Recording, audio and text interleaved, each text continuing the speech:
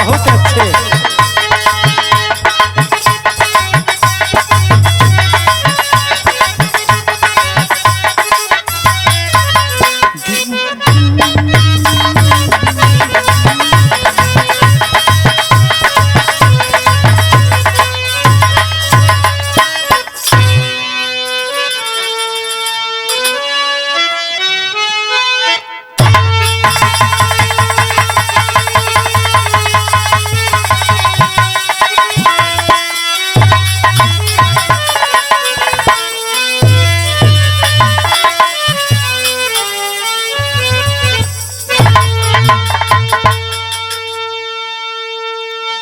भारतीय लोकगीत बिरहा कलाकार गायक बिहारी लाल राजभर जामडी चंदौली से।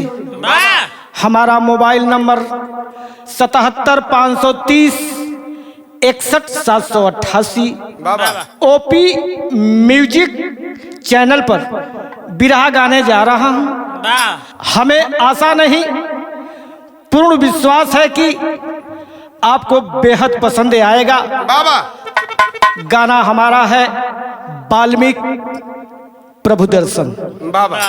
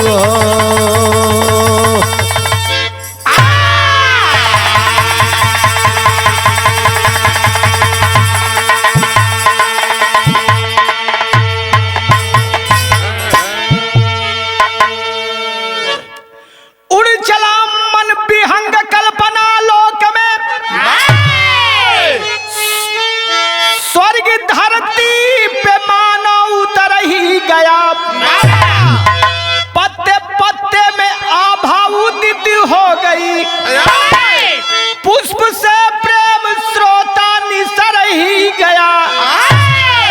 जानकी बन के दुल्हन अयोध्या गई।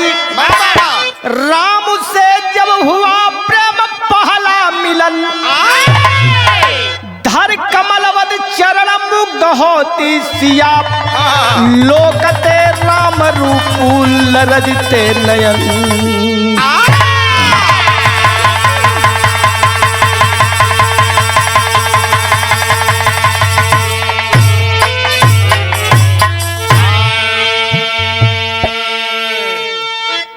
दोस्तों, जनकपुर बाबा चारों भाई मर्यादा पुरुषोत्तम श्री रामचंद्र जी, भैया लक्ष्मण, भरत और शत्रुघ्न चारों जानी का एक मड़वा में शादी भइल हो। और चारों सुमन चारों रतन तुलसी करत प्रणाम। बाबा चारों सुमन राम लक्ष्मण भरत शत्रुघ्न जी चारों रतन, सिया मांडवी उर्मिला सुत कीरत बरबम। चारों भैयन के औरतों का नाम है मेरे दोस्तों। चारों लोगन के सवेरे जब विदाई भइल हो, अच्छा था मास्टर साहब बैठे तर्ज लगल तर्ज हवा।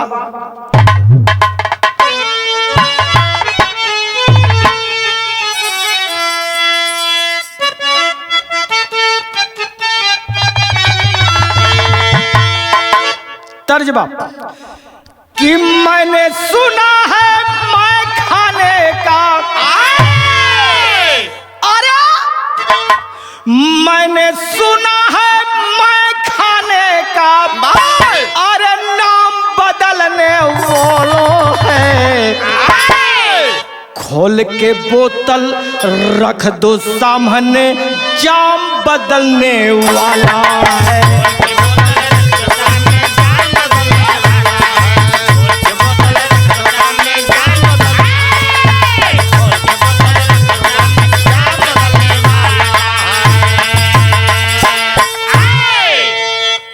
तर्ज रहल। सब चारों भैया बाबा दुल्हन जब अयोध्या आई तो परंपरागत के ढंग से चारों जानी अपने अपने दुल्हन के पास जाते हैं। आय हाय सुहाग रात के बात कवि जी लिखलन का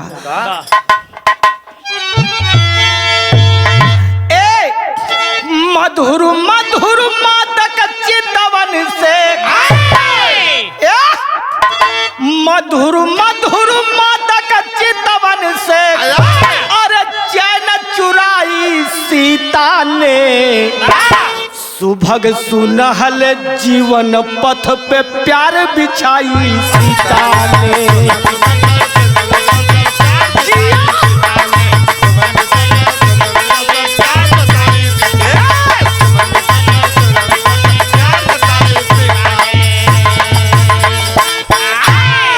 आय हाय सुहाग रात के बेला में माता सीता जी प्रभु का इंतजार करते हैं और मर्यादा पुरुषोत्तम श्री रामचंद्र जी जब सुहाग रात के बेला में माता जानकी के पास जब गए मेरे दोस्तों तो जौहरी में कवि जी भाव का लिखलन दुल्हन की देख शोभा बोले है दिया पर हो ये प्रभु तेरा मेरा सीता सदा अमर हो संकोच को हटाकर मुस्का के सिया बोली मानो चटक चमेली सपुट समूह खोली हे नाथिया मेरे हरदम बदे ही है क्या आपकी जरूरी के प्रेम तो किए हैं बस प्रेम की कसम है अरे सच्ची कहो बताई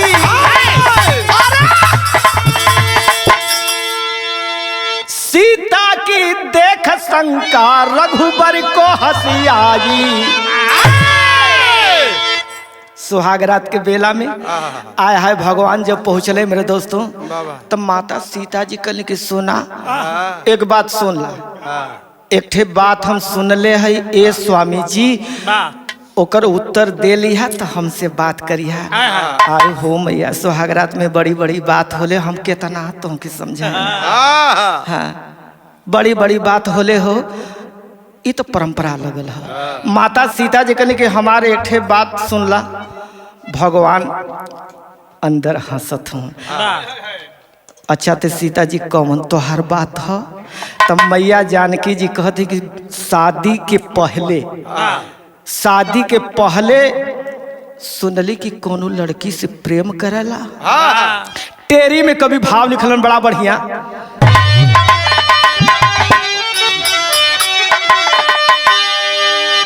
आलिंगन में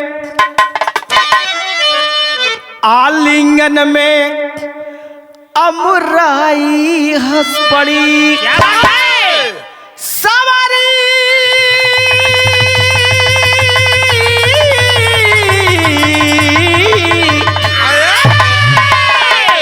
आलिंगन में अमराई हंस पड़ी मधुकर की ममता में मनोरमा शर्माई आलिंगन में अमराई हंस पड़ी मधुकर की ममता में मनोरमा शर्माई आलिंगन में अमराई हंस मधुकर की ममता में मनोरमा शर्माई।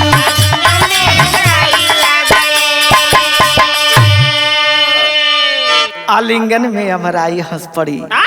गौर करें मेरे दोस्तों माता सीता जी लज्जा में संकोच में कैसे भगवान से कहते हैं कि सुना शादी के पहले कोनो लड़की से प्रेम करत रहला भगवान ऊपर से चेहरा बनौले बन अंदर से हंसत बन कर ले मेहरार उनके शंका हो जाला और सच्चो हो कोनो मर्द बतिया लेला और कोनो जाके उनके मेहरारू से कह देला कि मारे यहाँ गोबर पाथत हो तो हर मर्दा दूसरे से बतियावला आय हो मैया न टाइम से खाना दीहन न टाइम से पानी दीहन नमो भर बोलिहन।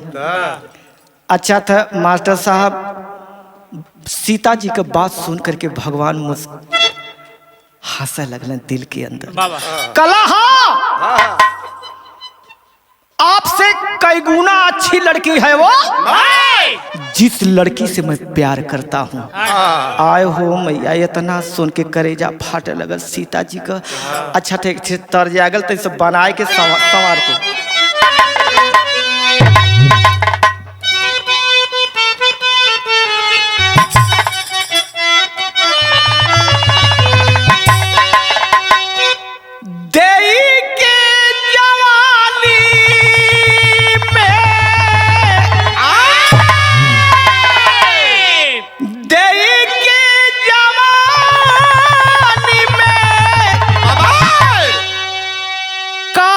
सवाए बलमुजी देई के जवानी में, काल सवाए बलमुजी काहे गैला पुरुबू के दे सवाए बलमुजी।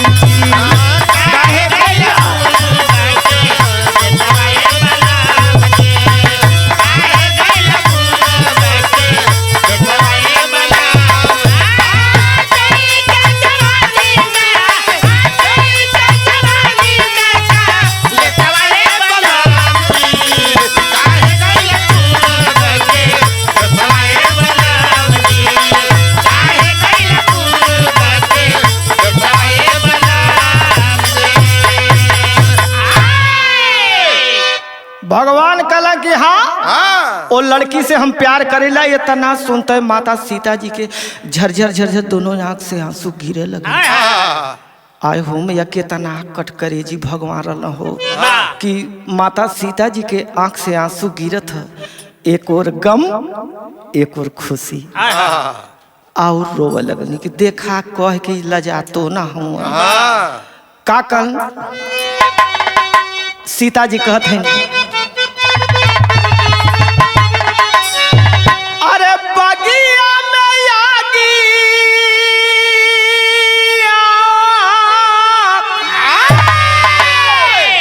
बगिया में लगवलाए स्वामी जी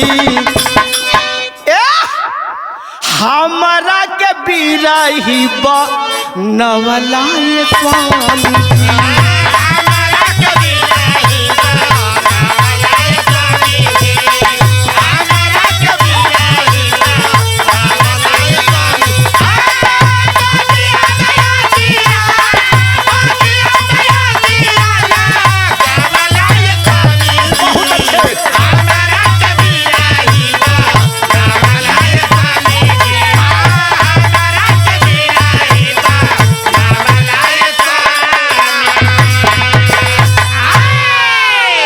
ए स्वामी ऐसा तोहके ना करे के चाहत रहा।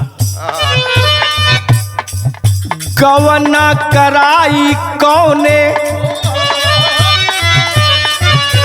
गवना कराई कौने जलिया में फसला, कवन सवतिया से प्रीतिया लगवला।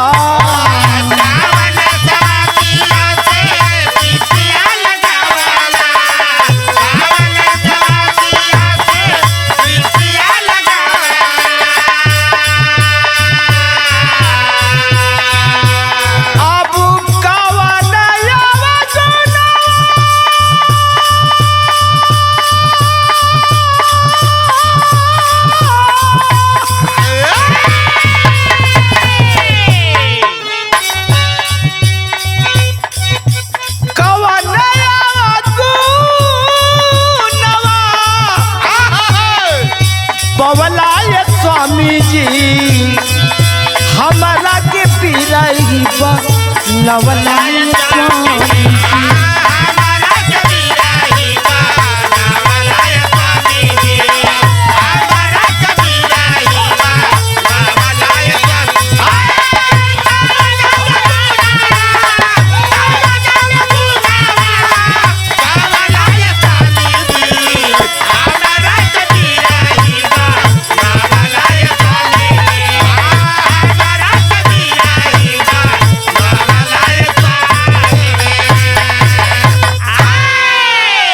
ए बाबू खूब रोवत है दिल भर के रोवत है।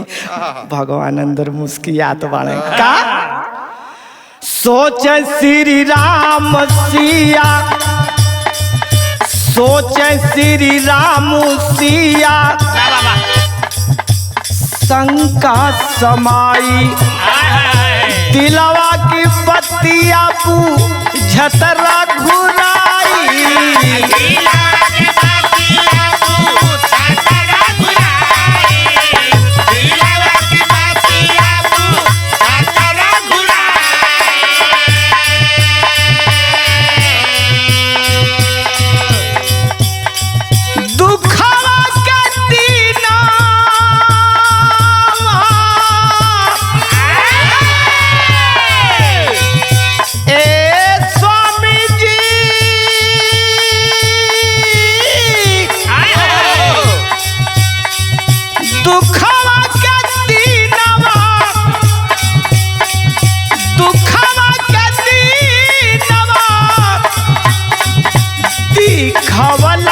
स्वामी जी हमारा के पिरही नवलाय स्वामी जी।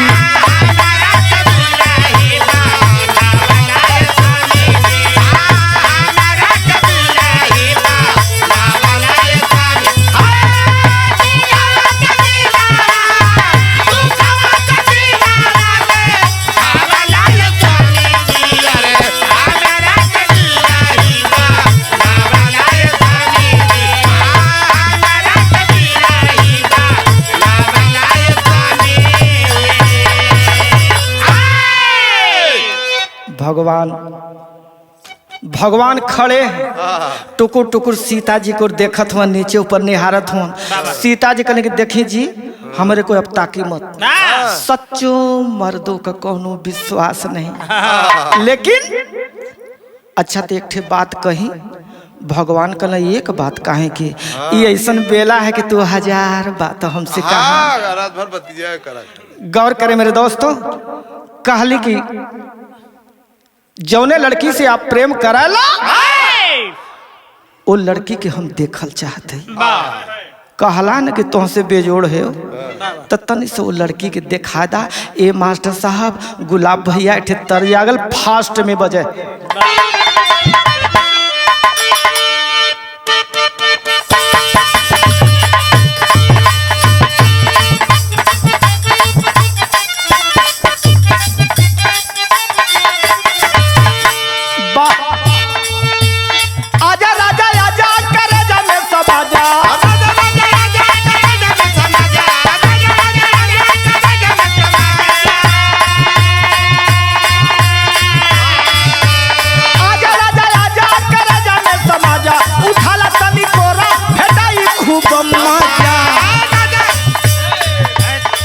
बहिया में कसी के सैया, बहिया में कसी के सैया मारेला कच कच कच कच।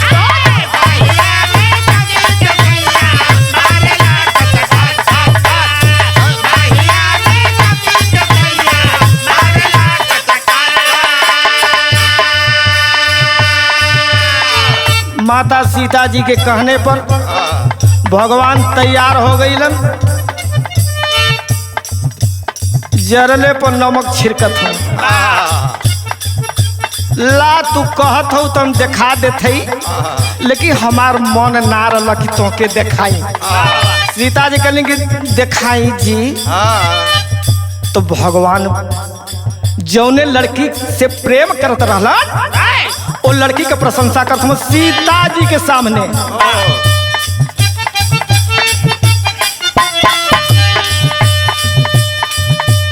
बड़ी खूबसूरत ममता की मूरत,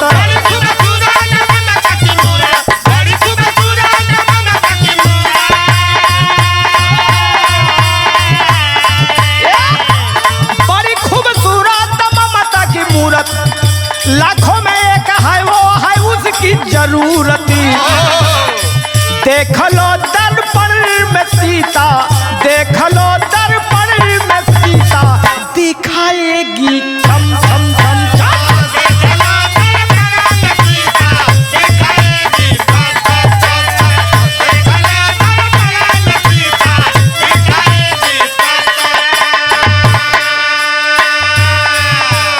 अरे बाप रे बप्पा, जब भगवान कहले कि घर में से शीशा लिया क्या, देख ला जौने लड़की से हम प्यार करीला ए सीता सच में बड़ी खूबसूरत बा। आय हाय सीता जी लप से घर में गईली, बड़ा बड़ा सा शीशा लिए यानी दर्पण। भगवान कहला कि हाँ जौने लड़की से प्रेम करीला उन लड़की शीशा के अंदर दिखाई देगी। सीता देख लो, दर्पण में झांका जाई सिया सक रघुराई।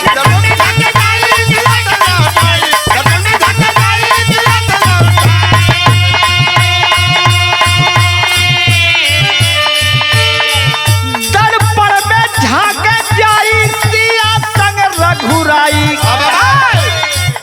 यह सासव हुआ भारी, गलती माफी होगी सारी। आप तो दुनिया के मालिक, आप तो दुनिया के मालिक, सबकी मिटाते गम गम गम।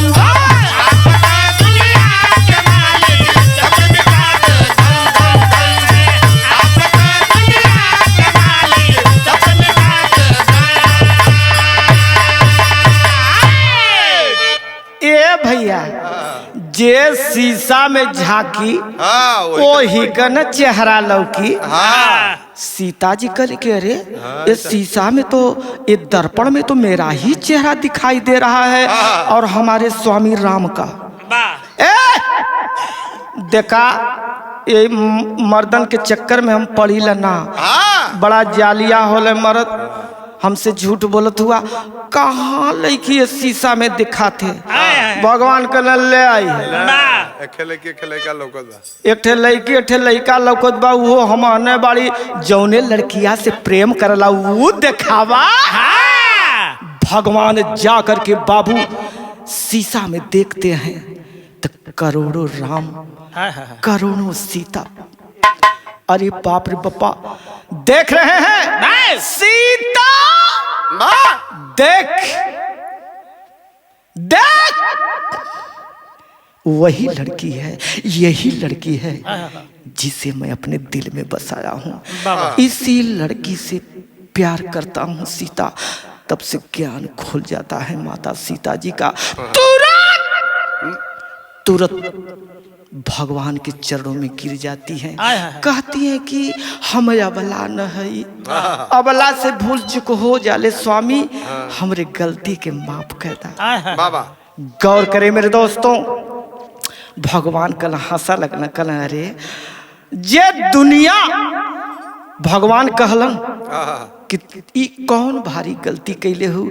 सुहाग रात के बेला में यह बेला हंसने की, गीत गाने की, मौज उड़ाने की, दिल की बातें कहने की है सीता।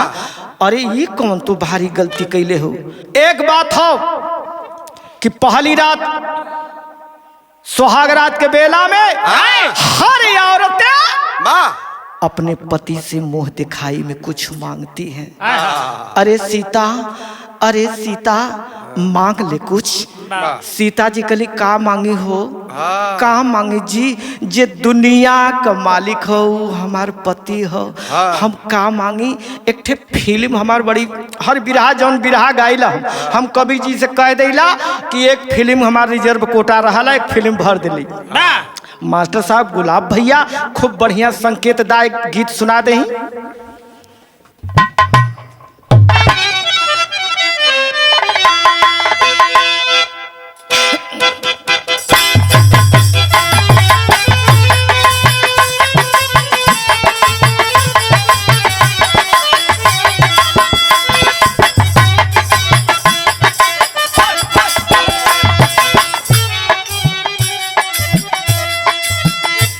दिल लेके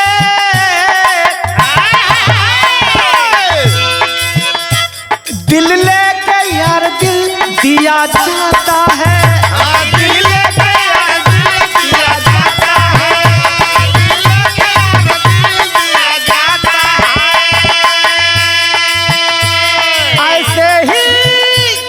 ऐसे ही यार प्यार किया जाता है। चोरी चोरी चोरी चोरी चोरी चोरी दिल लेके यार दिल दिया जाता है।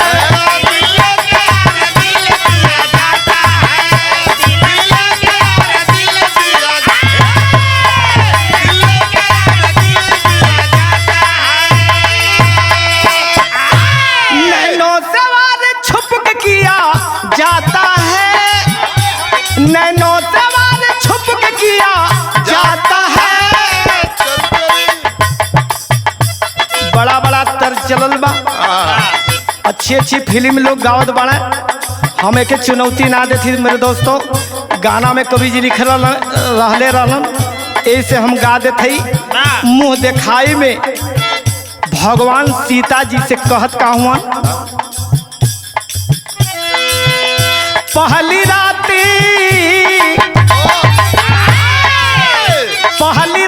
मुलाकात मुँह दिखाई में,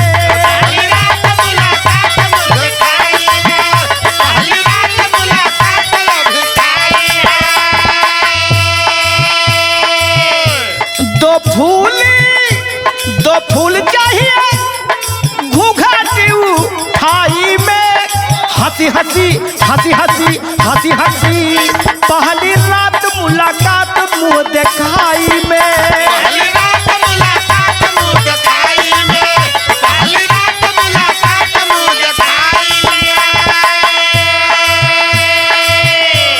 माता सीता जी कहने की का मांगी आपसे हम, जे दुनिया का मालिक हमार स्वामी बा, जा हमके दूठे फूल खूब सुंदर लिया के स्वामी जी मुंह के दिखाई में दे दा। आय हाय कवि जी लिखलन का, कोई अनोखा माता सीता जी कहते हैं, कोई अनोखा सुघर फूल लादा, चल श्री राम पूरा करने को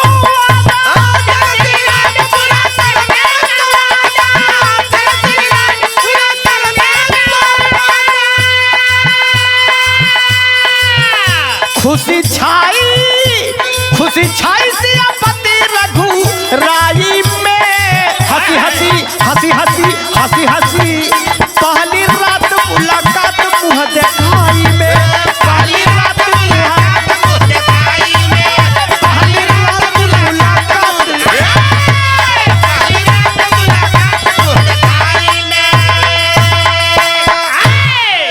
भगवान तुरंत धनुष बाण लिए मेरे दोस्तों और चल दिए माता सीता जी के फूल लिया बदे।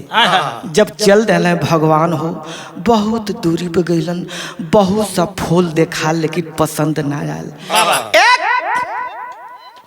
कुछ दूरी पर एक बड़ा सुंदर बगिया रहल, बड़ा सुंदर बगिया, अनेकों प्रकार के फूल खिले थे। वही बगिया में भगवान जब चल गए बगिया में कहला, हाँ यही मेरे पसंद का फूल मिलेगा। एक गुलाब भैया एक तरज आ गल, माता बहन लोग गावली हो,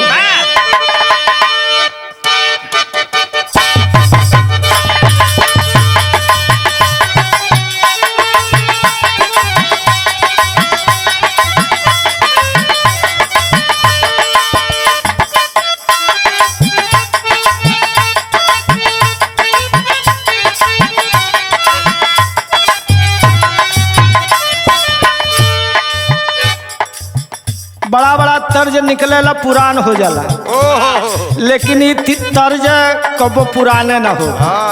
माता बहन लोग बैठ के कैसे गावेली भैया, निबिया की डरिया मैया, निबिया की डरिया मैया, नावली झालुआ की झूली झूली ना, मैया मोरी गावेली गीतिया हो कि झूली हो झूली ना, मैया मोरी गावेली गीतिया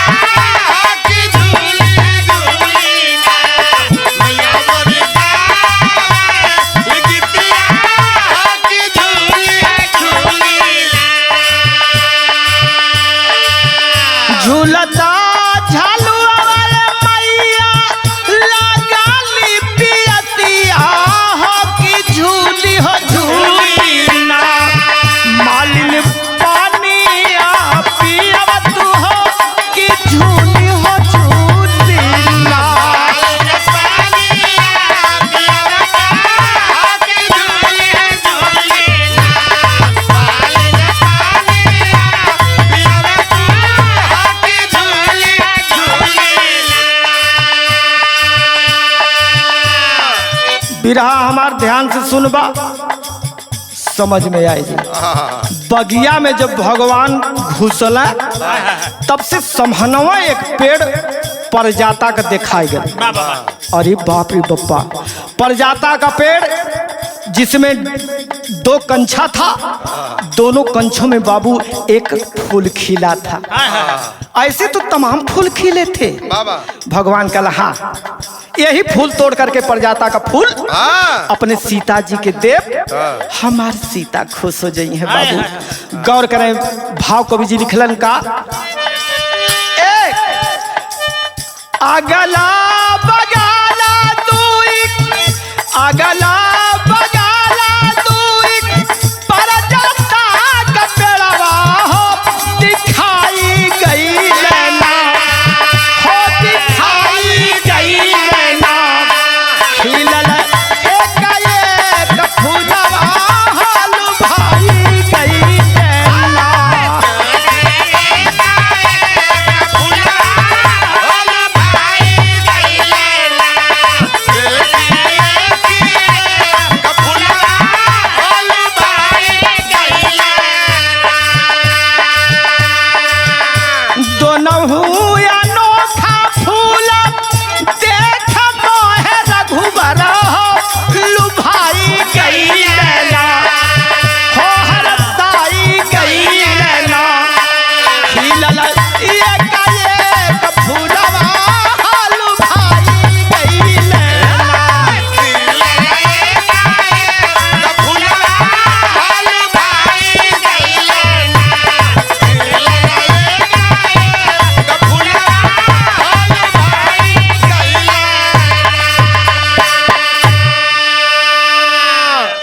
भगवान कहलन, अगर फूल तोड़ के इस बगिया में फूल बगिया में कोई माली है नहीं, अगर फूल तोड़ करके मैं ले जाऊंगा सीता जी को दूंगा, इस बगिया का माली जब आएगा टूटा हुआ फूल देखकर घबरा जाएगा कि मेरे बगिया में कोई आया था और मेरे बागों से फूल कोई तोड़ करके ले गया है। आए हो मैया, तब हमके चोर बने के पड़ी। अच्छा, तो कुछ देरी के बाद भगवान मेरे दोस्तों ओजा इंतजार करत हूँ, तब से ए बाबू कोई बगिया में माली नहीं आया। माली जब नहीं आया तो भगवान का विचारधारा बदल गई। चला यह फूल तोड़ के अपने सीता जी के दे आई, दे दे ही, अब फिर कबोए बगिया में आई तो माली से मैं बता दूंगा कि तेरे बाग से फूल मैंने ही तोड़ करके ले गया था। आय हाय बाबू, जो ही फूल पर हाथ लगावत हो पहपट लाइन में हो तो घटना का घटल।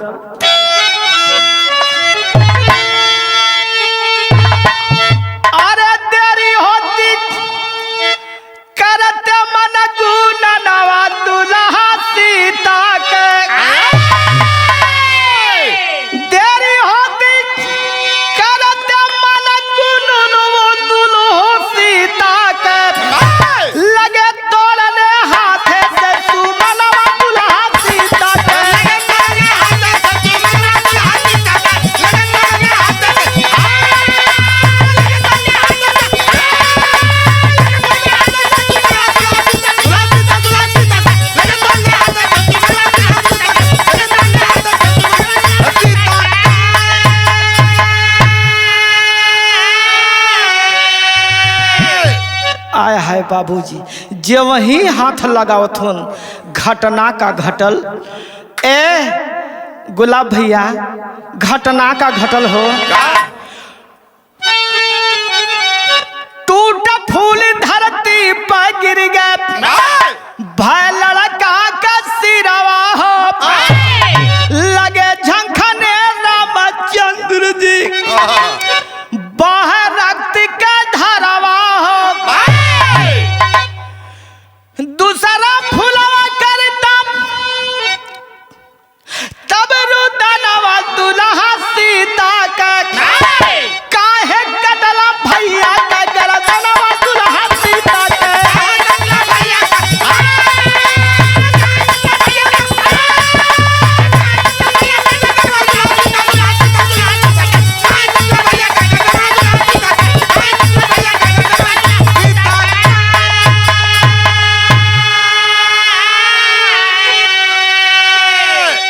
आया है मेरे दोस्तों। फूल पर जो ही हाथ लगाते हैं पकड़ कर तोड़ते हैं। बाहर अचरज फूल टूटा, धरती पर गिरा मेरे दोस्तों, जैसे खस्सी काट दिया जाए, धड़ अलग और सर अलग। उसी तरह वो फूल कौन था बिरहा के लाइन में हम बता दे। लड़के का सर बहु कटा हुआ, धड़ अलग और सर अलग, छटपटा था लड़का। कहली न कि दुए फूल खिल रहा हो। एक फूल तो लड़का बनकर धरती पर छटपटा रहा है और दूसरा फूल जो डाली में खिला था मेरे दोस्तों रो रहा है। अरे अपने भाई के विरह में रो रहा है। अरे कैसा तुम पापी हो कि मेरे भाई का गर्दन काट दिया।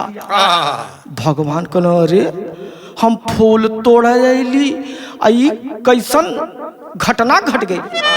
कटा हुआ लड़का जो था उसका शीश उठा करके बाबू अपने हाथों पर डाली में जो दूसरा फूल था उससे पूछ रहे हैं कि क्यों अपने भाई के लिए तड़प रहे हो, क्या बात है। पूछत का बाणा वाह भाई वाह। उठासी सको हाथ पे अपने झंखर है रघुराई हो। पूछ रहे दूसरे फूल से कहो भेद बतलाई हो। हाथों पर शीश लेकर के पूछ रहे हैं कि बेटा मैं समझ नहीं पा रहा हूं, बताइए जी दुनिया का मालिक। वो पूछत बाण कि क्या बात है, क्या बात है। तब डाली में जो दूसरा फूल था बता रहा है कि हमारे बाबूजी वाल्मीकि पिताजी हैं, कहीं भी जाते हैं तो शेर बाघों के डर से हम लोग को फूल बना कर जाते हैं। अरे आप कितना हत्यारा हुआ कि हमारे भाई का गर्दन काट लेहला, हमारे बाप को बुढ़ौती का सहारा के हुई। बता रहा है फूल कैसे। अरे एक बाप का हम दोनों सुगनवा दुल्हा सीता के, अरे झूठे कटला भैया के गर्दनवा दुल्हा सीता के।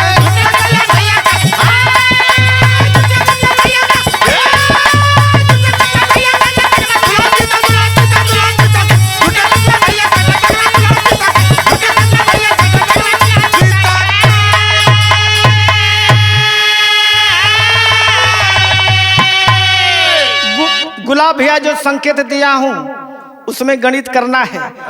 कह रहा है हे राम आप है राम नहीं। दूसरा फूल जो डाली में खिला हुआ था अपने भाई के वियोग में राम को धिक्कार रहा है। हे राम आप है राम नहीं, जब मानव तन में धर्म नहीं। अरे सर काटे यदि मान बढ़े तो मेरा सर काटिए अभी। इस अवधपुरी के दामन के नरमुंडों को पाटिए अभी। इतना बातें याद कर रखें, यहां से मत भागिए अभी। भागा मत। और हमारे पिताजी वाल्मीकि जी आ जाएंगे। जब मुझे लड़का बनाएंगे तो अपने भाई का बदला आपसे लेंगे। भागना मत। भगवान शुक्ल के रे बाप रे बप्पा। अंतिम गीत यार आल्हा लगल भैया।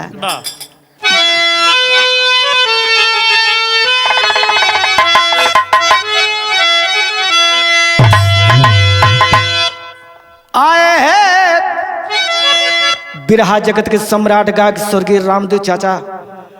अपने जमाने में आल्हा बड़ा बढ़िया कहें। और प्रथम शिष्य बिहारी लाल राजभर। थोड़ा सा उनका अंदाज हम दे देते ही, हम रामदेव चाचा जी नहीं हैं, हम बिहारी लाल राजभर हैं। गाँव में अपने जमाने में कैसे के समान फूलवा का बतिया आज झंखा श्री राम जी कुर्ज बिहारा।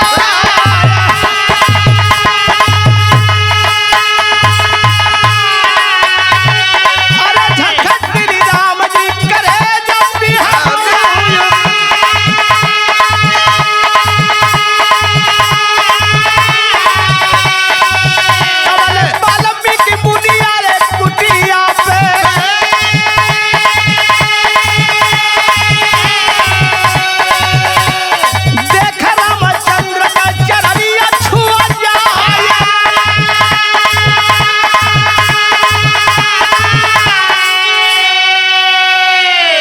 गौर करें मेरे दोस्तों, यही सुमन और भगवान के बीच में जो वार्तालाप हो रहा था, सुमन चुनौती दे रहा था, भागिए मत।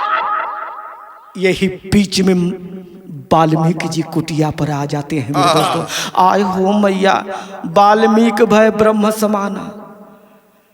गौर करें मेरे दोस्तों, वाल्मीकि जी कहले धन्य भाग कि मेरे बागों में मर्यादा पुरुषोत्तम श्री रामचंद्र जी आए हैं। आए हो बाबू, नैना फाड़ फाड़ के दर्शन करब, नैना फाड़ फाड़ के दर्शन करब।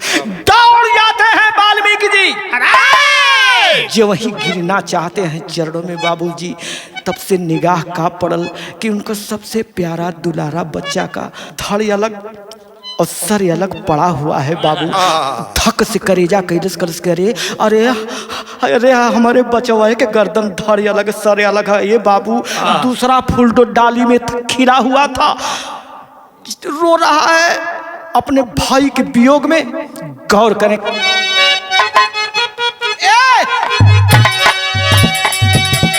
फूलावा से दोनों को बनाए फिर लगावा, फूलावा से दोनों को बनाए फिर लगावा। ये कंधे दबा के लाता भुजा गिरल बा, दूसरा हो बेटा रोवा पीटे पीटे छतिया, लतिया पर भैया के गिरह भाना, भाई के गिरह में छोड़ दे हला पराना बाबा। झंका मुनी गइला दोनों सुगा न परा।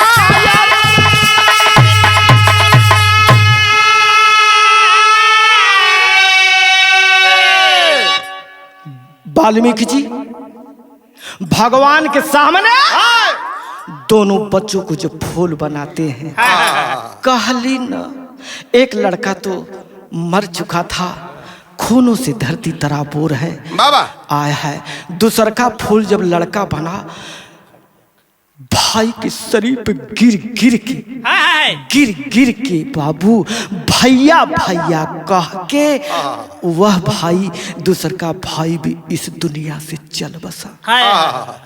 भगवान अवाक हो जाते हैं कि एक घटना तो हमारे हाथ से भइल, एक घटना तो भाई के प्रति इस दुनिया से चल बसा। भगवान के चरणों में वाल्मीकि जी की गिरल चाहत हूँ कि आप तो पारदर्शी अंतर्यामी है। वाल्मीकि को क्या गम है जो दुनिया का मालिक बा। जब ही गिरना चाहते हैं मेरे दोस्तों, तब से दोनों हाथ पकड़ लेते हैं भगवान। कहने कह रहे ब्रह्मर्षि ये क्या करते हो? तो बिरहा का लाइन कवि जी का बताओ तो बड़ा।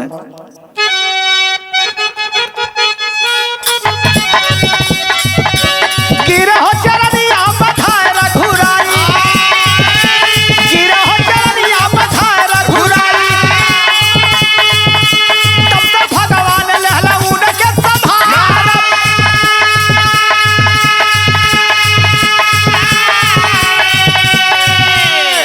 भगवान कहने कि नहीं, ये अच्छी बात नहीं है, आप ऐसा क्यों कर रहे हैं? तब उस समय वाल्मीकि जी कहने कि प्रभु आप तो, आपकी महिमा अपार है। आप जब ध्यान में हुए वाल्मीकि जी तो देखे कि भगवान हमारे बगिया में मुंह दिखाई, सीता जी के मुंह दिखाई बदे फूल लिया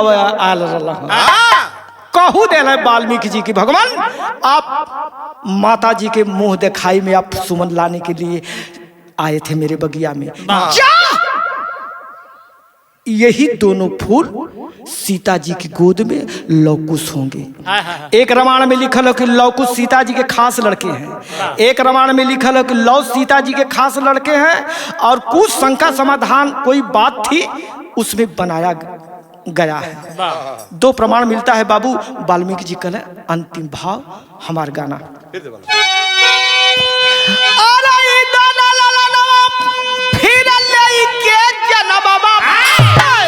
कि सीता जी के गोदिया के दी है हो सजाया,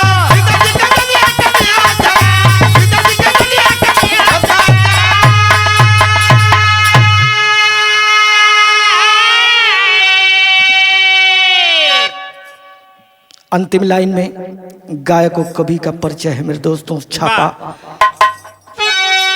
गुरु बिहारी, गुरु गणेश, गुरु रामीलाल गुणकारी।